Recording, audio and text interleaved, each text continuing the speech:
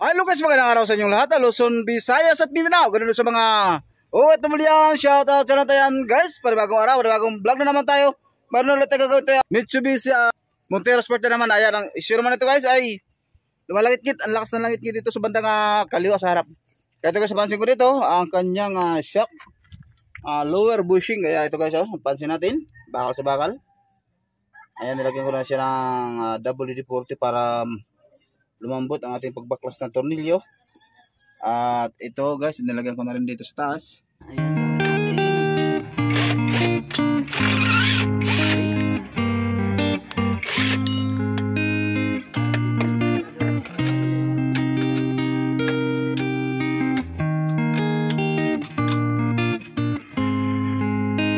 Ito guys, natanggal natin sa taas.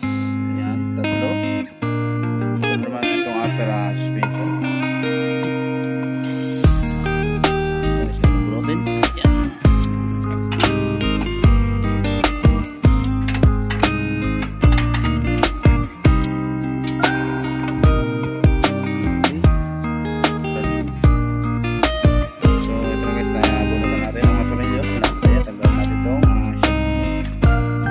Kita natin bakal sa bakal na ito.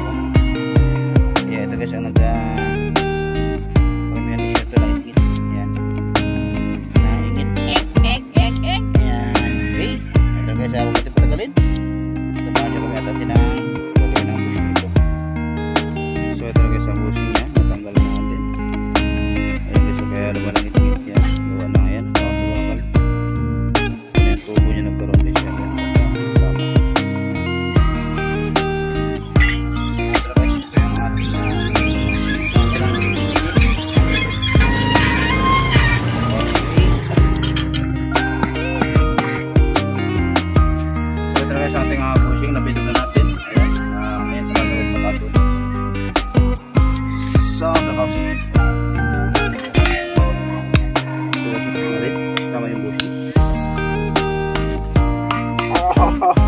Guys,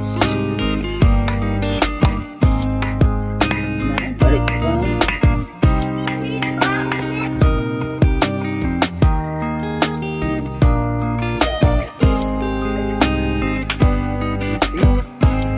So ito na guys yung ating finished product. Yan, okay na, pati natin ang bushing. Yan, okay na rin, pati yung yan, makinis na ang ating pamilaan. Ito guys, samahan niyo ko at atin ang ikakabit. Okay. Okay, ito guys, kakit. Ayan.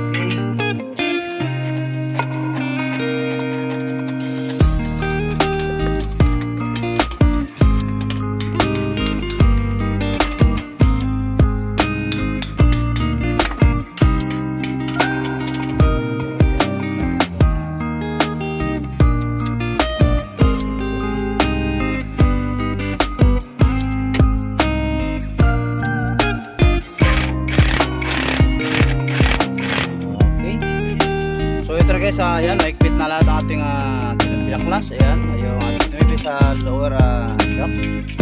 Ayan, tapos distributor radio. Dito sa upper, suspension. Okay na yun. Ayan, 314 sa upper naman. Sa pump server, ayan, okay na. Maikpit na rin siya. May kalapit na rin po lang.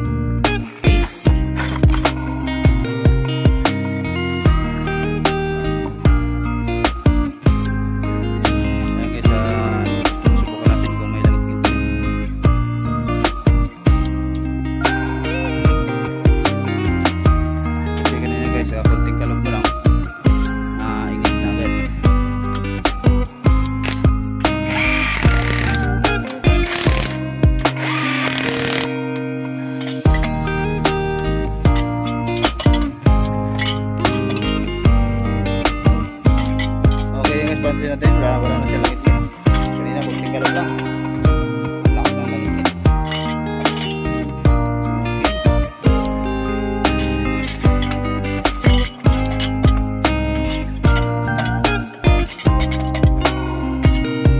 Okay.